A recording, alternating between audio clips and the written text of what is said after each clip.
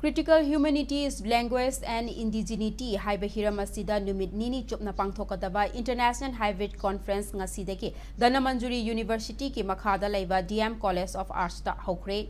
Conference asi Manipur University English Alumni Association ki tengbanga loinana DM College of Arts ki English Department na college asi ki Internet Quality Assurance Cell ga khusam naduna pangthokpani. Conference asi ka mari lainana Danamanjuri University ki Vice Chancellor Professor W. Chan Babuna Malem asida tongan ba kanglup furup kaya khundari asigumba kanglup furup sing asigi culture amasung law na chingba kaya asi khangbagi tangai fadaba lei masi khangdana global marketplace da saruk yaba amadi hingba ngamloi haiki.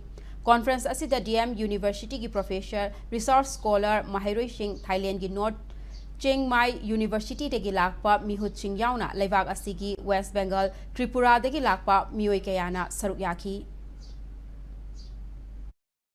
The global workforce is emerging.